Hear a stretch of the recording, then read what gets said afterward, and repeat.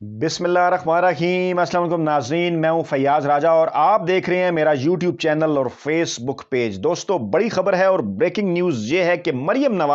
Nawaz league की रहनुमा को एक ही दिन में 3 शदीद तरीन झटके सहने पड़े हैं और इन तीनों झटकों की शिद्दत इतनी ज्यादा थी कि लंदन में भी महसूस की गई और लंदन में नवाज शरीफ ने मरियम नवाज को लगने वाले इन 3 शदीद तरीन झटकों की शिद्दत लंदन में बैठे हुए उन्होंने महसूस की। और ये झटके एक साबिक जज की जानिब से और उसके बाद फिर एक नवाज शरीफ और मरियम नवाज के साबिक वकील की जानिब से और उसके साथ साथ फिर एक साथी सियासतदान जिनके बहुत करीब रही मरियम नवाज गुज़श्ता दिनों, उनकी जानिब से भी ये झटके मरियम नवाज को पहुंचाए गए। इन तीनों झटकों की तफसीलात आपके सामने इस अहम तरीन वीडियो में रखने जा रहे हैं। बैकग्राउंड इस सारे मामले का कुछ यूं है कि आज इस्लामाबाद हाई कोर्ट में बिल आखिर साबिक चीफ जज गिलगित बल्तिस्तान राना शमीम पेश हो गए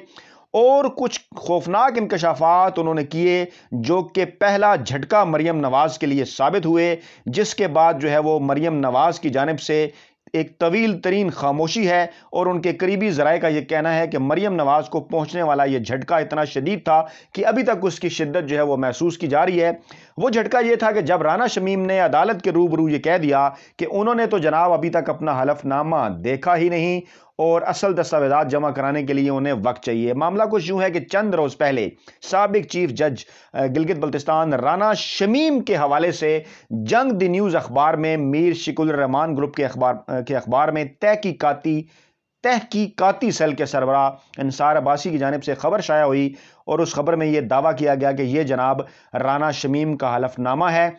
और उस हलफनामे में इस बात का दावा किया गया था कि साबिक चीफ जज गिलगित बल्तिस्तान राना शमीम ने जस्टिस साकिब निसार को खुद ये बात करते हुए सुना इस्लामाबाद हाई कोर्ट के एक जज से कि नवाज शरीफ को सज़ा सुनाई जाए और इलेक्शन से पहले जो है वो उन्हें जेल भिजवाया जाए, इलेक्शन से पहले वो जेल से बाहर जो है वो ना आए। ये हलफनामा आने के बाद एक डिबेट जो है वो पाकिस्तानी मीडिया के अंदर शुरू हो गई, सोशल मीडिया के ऊपर शुरू हो गई। इस्लामाबाद हाई कोर्ट ने इस मामले के ऊपर कहा कि बज़ाहिर बादियो नज़र में यह हलफनामा झूठा लगता है। राना शमीम को बुलाया, पहले वो नहीं पेश हुए, उनके बेटे आए। आज राना शमीम खुद जब अदालत के अंदर पेश हुए तो दो अहम तरीन उन्होंने इंकशाफात किए। पहला बड़ा इंकशाफ ये था कि लाकर में उनके नवासे के लंदन में यह हलफनामा मौजूद है और असल दस्तावेजात वहां पे अभी तक उन्होंने हलफनामा अपना देखा ही नहीं, वो हलफनामा उन्होंने नहीं देखा और उन्हें याद ही नहीं कि उस हलफनामे के अंदर उन्होंने क्या लिखा था। वो उसे देखेंगे और उसके बाद तफसीलात अदालत के रूबरू बयान करेंगे। यानी हैरानकुन तौर पर चंद दिन पहले जो हलफनामा उन्होंने लिखा और जो एक अखबार तक पहुंचा या पहुंचाया गया वो तो उन्हें याद नहीं, लेकिन 3 साल पहले जस्टिस साकिब निसार ने क्या कहा था ये उन्हें याद है। और दूसरा अहम तरीन मामला ये भी था जनाब के राना शमीम ने यह कहा कि खबर छपने से पहले अंसार अब्बासी साहब ने मेरे साथ कोई राब्ता नहीं किया हलफनामे से मुतल्लिका खबर, बल्कि खबर छापने के बाद मुझसे राब्ता किया गया जिस पर मैंने ये तस्दीक की कि हलफनामा मैंने एक जमा कराया है। लेकिन उन्होंने यह भी कहा कि उन्हें नहीं पता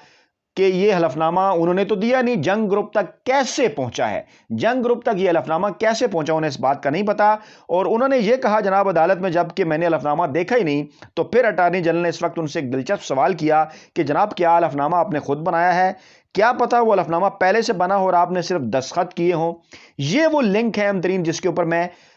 नवाज शरीफ के साबिक वकील एतजाज एहसन ने जो भांडा फोड़ा है आज अरशद शरीफ साहब के टीवी प्रोग्राम के अंदर, वो तफसीलात आपके सामने जनाब रखूंगा कि किस तरह से एतजाज एहसन ने यह सारा भांडा फोड़ा। उसके बाद जनाब जब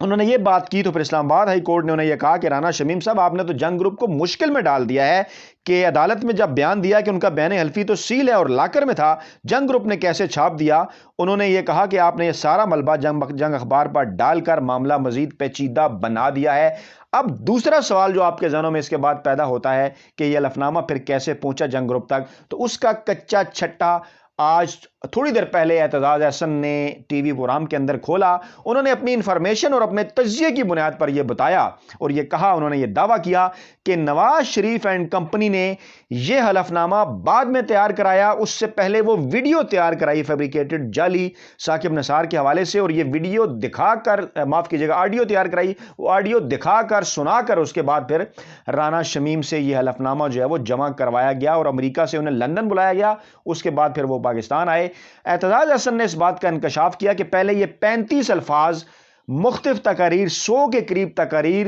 جسٹس ثاقب نثار کی حاصل کر کے تمام تر ذرائع سے حاصل کر کے، اور ذرائع آپ اچھی طرح سے سمجھتے ہیں ٹی وی چینلز کی ارکائیو اور جنگ گروپ اور جیو ان کے قریب ہیں. یہ بات اعتزاز حسن نے نہیں کی، میں آپ کو بتا رہا ہوں. اعتزاز حسن نے گوگل اور دیگر ذرائع کی بات کی، لیکن میرے خیال میں نے گوگل کرنے کی ضرورت نہیں تھی. تمام تر جنگ کے ارکائیو میاں نواز شریف اور ان کی بیٹی مریم نواز کے لیے حاضر ہے. تو اعتزاز حسن کے بقول 100 سے زائد تقاریر سن کر ان تقاریر کے اندر سے میاں صاحب، خان صاحب، بیٹی، سزا، ادارے، ججمنٹ، اس قسم کے الفاظ نکال کر ایک جملے بنائے گئے، اور پھر ان جملوں کے مطابق ایک آڈیو جعلی ریکارڈ کی گئی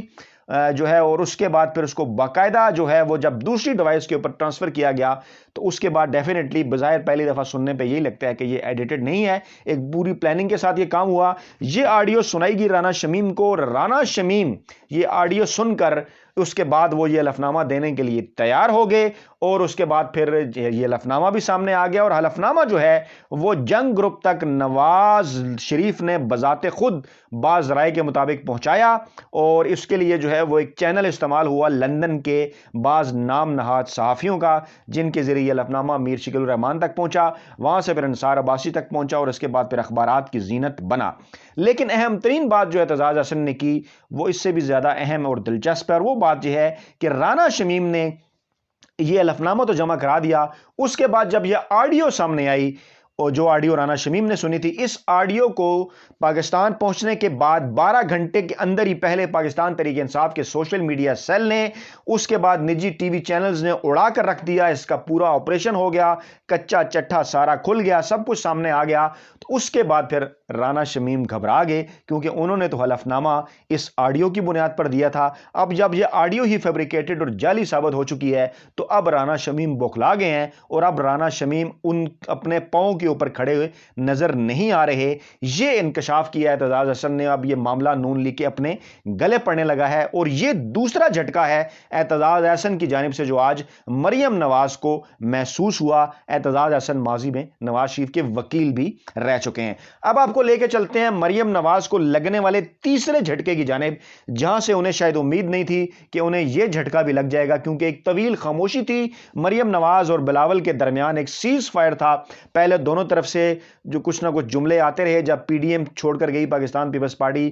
اس کے بعد کچھ بیچ بچاؤ کرایا مولانا فضل الرحمان نے. لیکن آج حیران کن طور پر مریم نواز نے اگرچہ نام نہیں لیا، لیکن سب کو پتا ہے کہ نام وہ کس کا لے رہے ہیں. جب انہوں نے پشاور جلسے کے اندر یہ کہا، شریف خاندان کا نام لیے بغیر انہوں نے تنقید کی، اور جنگ گروپ کو بھی یہ خبر چھاپنا پڑی کہ بلاول بھٹو کی شریف خاندان کا نام لیے بغیر تنقید. انہوں نے یہ کہا کہ بھٹو کی،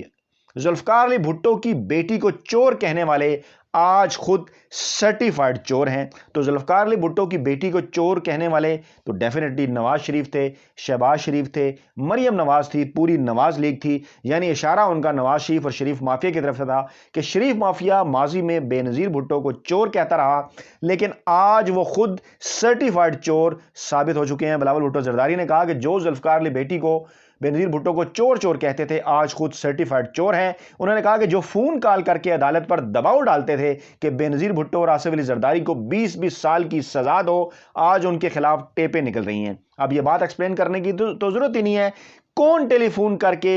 جج جسٹس عبدالقیوم کو اور دیگر ججز کو یہ کہا کرتا تھا کہ جناب بے نظیر کو اور آصف زرداری کو 20-20 برس کی سزا دو، اور بے نظیر نے اس وقت یہ کہا بھی تھا کہ یہ کینگرو کورٹس ہیں. ڈیفینیٹلی اشارہ بلاول بھٹو کا شریف مافیا اور نواز شریف کی طرف تھا کہ وہ سرٹیفائیڈ چور